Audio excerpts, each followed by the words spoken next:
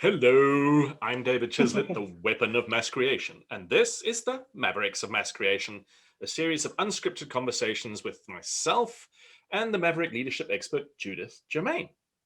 We believe that Mavericks and creativity combine to make an irresistible force for change, change that is sorely needed at this moment in time in a world that is developing faster than at any time in our history. With these videos, it is our desire to share our knowledge about Mavericks and creativity with you to help you make this world a better place.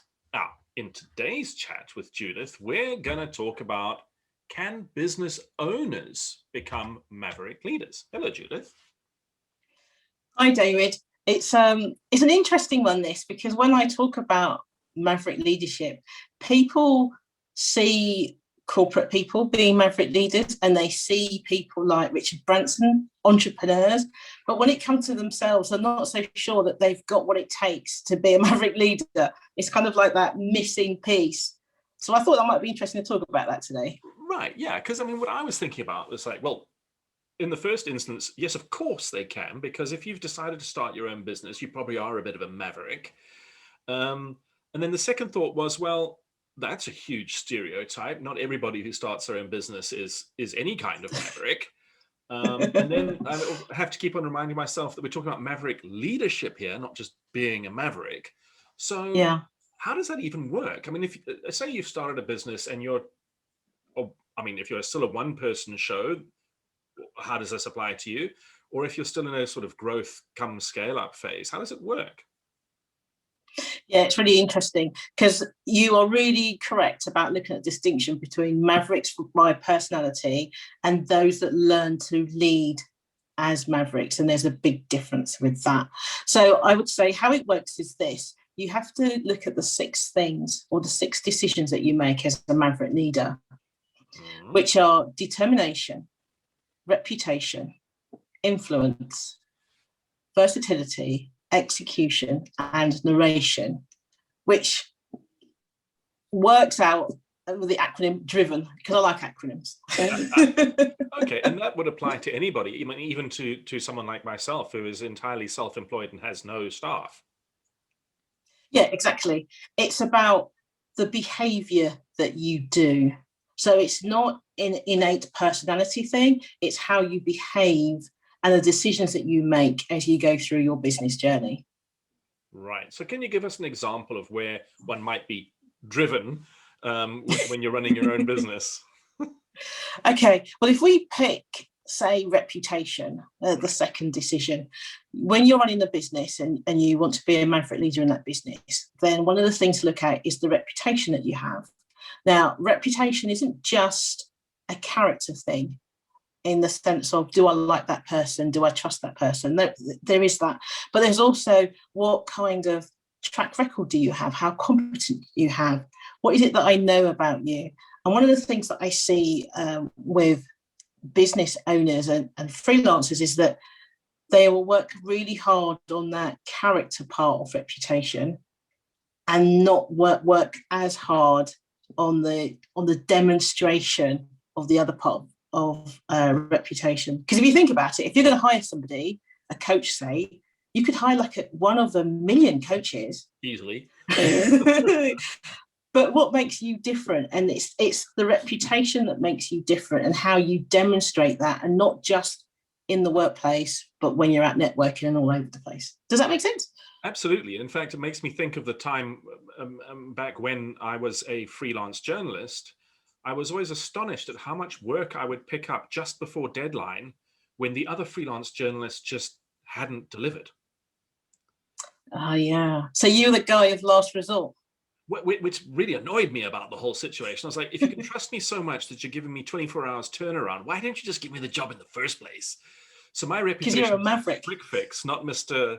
And yet these other people were proving themselves to be fundamentally unreliable all the time. Yeah. That's interesting. I would have imagined that you've gathered a reputation for getting things done. Yeah. And you were probably a bit more expensive than those that didn't have that reputation. So, you know, unfortunately, those particular type of clients were wasting their money. They should have just gone with you in the first place. They should have. But anyway, All right. I mean, I think reputation, that's an interesting one. I like the division between are you likable reputation and are you reliable reputation. Um, I definitely prefer the second one. I mean, not everyone I work with is like a friend, likable, but I prefer to work with people I know are actually going to deliver. If they're nice as well, bonus. Yeah, it's interesting because for me, it's a little bit more than being nice. It's about the difference between being trusted and trustworthy. And you need both as a maverick leader in business. Right. Because especially if you're going to be doing some maverick things, it's important that people go, well, other people have trusted this person and his track record shows that this stuff actually works. So I'm going to trust you. Yeah. Even if you're doing something nuts.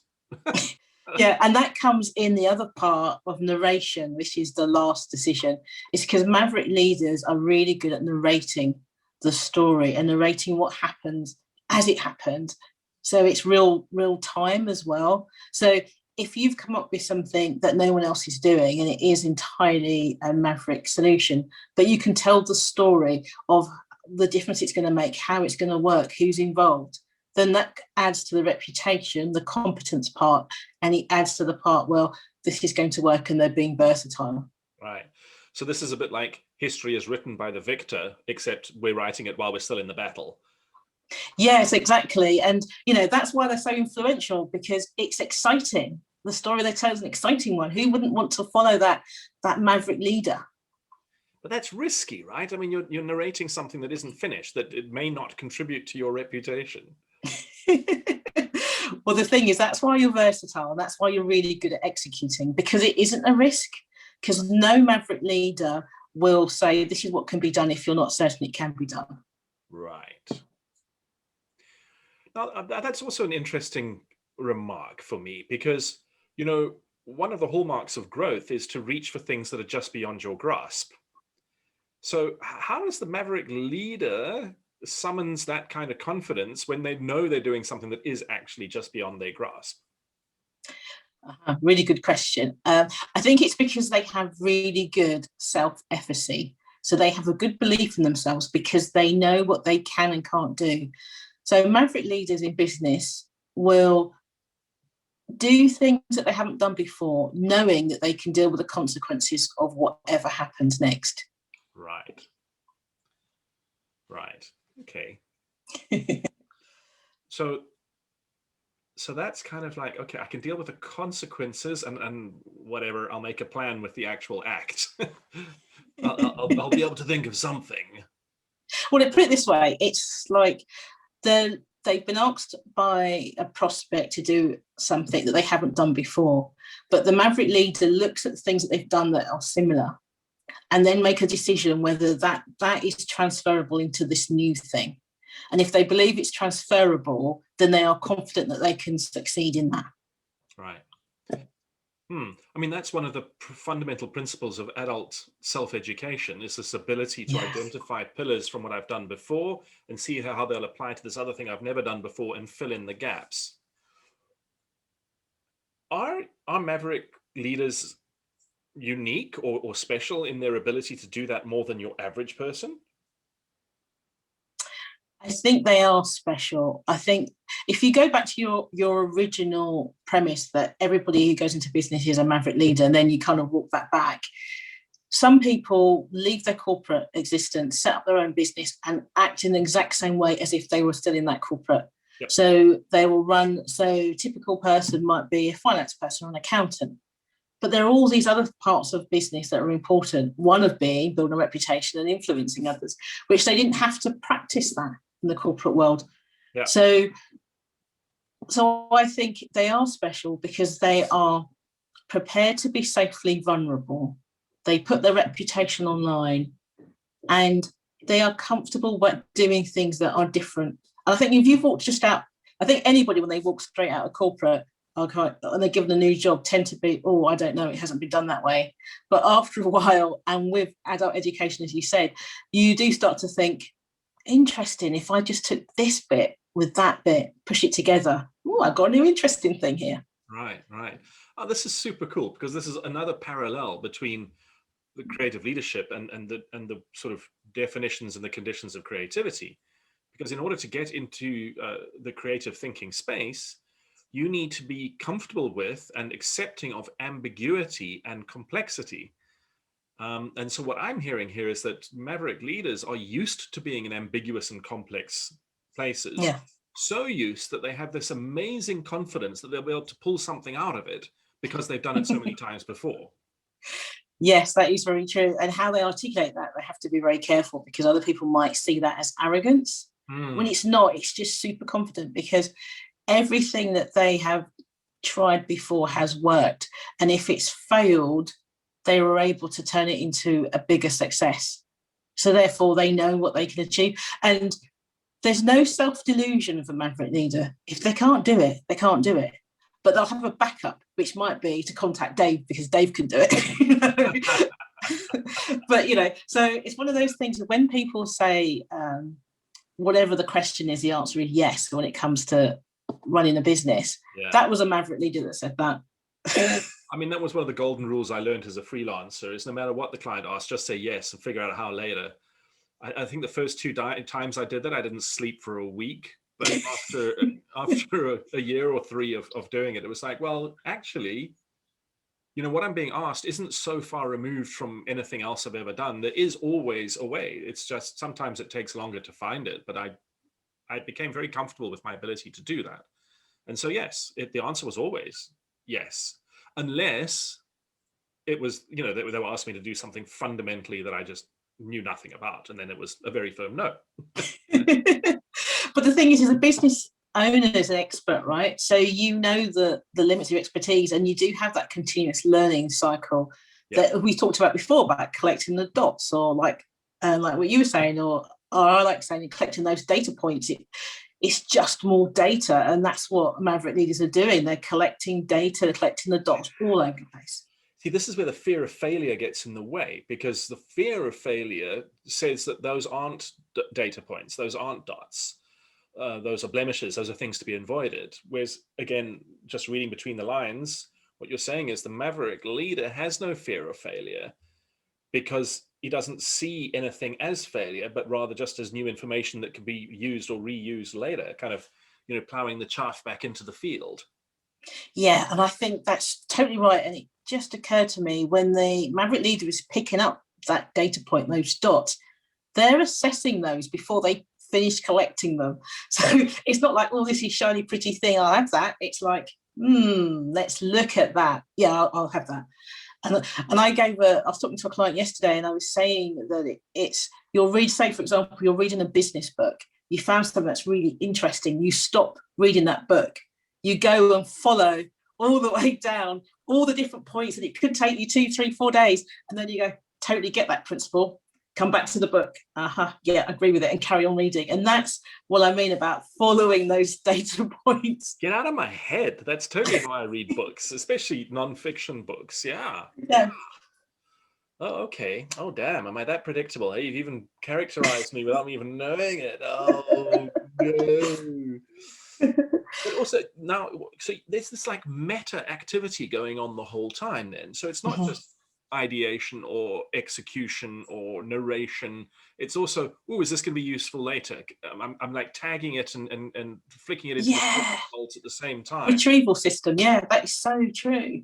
Wow. But the thing is, what I say is what the Maverick leader is doing, like with Driven and some of the other acronyms that I use, is that they're all happening concurrently at the same time. This is not a sequential process. It sounds exhausting. Aren't Maverick leaders? No, it's natural. Turn out. But it's not. I think if you think about it, so we talked about before, like the Maverick drive, strategizing, innovating, and execution, and all that. So if you're looking at being determined to do your stuff, what in that determination, I've made a decision, I will achieve this thing, I'm going to do this thing. Within that decision, you'll strategize, innovate, and executing as a matter of course. It's just what needs to be done. So it's only exhausting if you're trying to follow a template. It's not exhausting if you realize it's just part of the whole decision making. So as a business owner and a freelancer, you want to build a reputation. We need to strategize, innovate, and execute to get that reputation right. All right. You see what I mean? Okay. It's concurrent. Right. So it's tears. It's tears upon tears. Yeah. Okay, cool. So, all right. I've had it. Hate my corporate job. Screw you lot. I'm going to start my own business. What would be the beginning points for someone contemplating becoming a business owner who has stumbled across this notion of maverick leadership? Now, this is going to surprise you because I'm going to say, don't do it. You're right. And the reason I say that is because it is foolish to jump without a plan, right? So even if the plan is not fully developed, you need to decide how much money do I need to survive and realize how long will it take for me to get money. So I think it's fair to assume that if you work really, really hard, it probably take at least 3 months before someone wants to pay you for something. At least, if you're lucky. At least. And you have to, in those 3 months, start laying out your breadcrumbs and things like that. So I would say if you hate your job in corporate, is to decide how long you can keep with it. And then start to build up, as the Americans would say, your side hustle. Start to build up the stuff, get all the things, change your profiles, learn what you need to learn, start making those changes before you make that jump. Yeah. All right, well, that settles it then. I'm definitely not a maverick leader. I'm just a maverick. I just jump. You jumped and I jumped knowing that if it had failed, you still would be okay. Yeah. I knew that if the business didn't work out, I could get another job if I wanted to, and I could try again later. So I didn't, do you see what I mean? Yeah, I guess so. Well, I mean, I was never convinced I could get another job, which is why I left again in the first place. But I was pretty sure that I could always recycle something else I'd already done, and that would be fine. So there was always, I was always confident there was an option. Absolutely. So that's the plan, though. So I think when a Maverick Leaders talks about plan, it's not the same way as a conformist. This is not multiple page document. It's, if this didn't work out, I will take this new thing, I'll spin it this way, speak to my mate over there. Okay, I have a plan. And you're confident, So when I'm saying plan, it's I have a strategic direction to go in, and if it doesn't work out, I've got backup. Okay, let's go. Right. And could you map that plan using Driven? Yeah, I've worked with people that have completely oscillated their business using Driven as a business template to move forward. Awesome. I like it. Thank you, Judith. It's not that I never learn anything from our conversations. I always learn something, but this has kind of blown my head a little bit. Thank you. Thank you very much. You're welcome. And thank you for watching and listening in. And as usual, we hope that you found some useful tips and tricks and tools to help you along the way on your own journey. So check the show notes for our links to our website, sign up for our newsletters, or follow us on the socials if you're so inclined.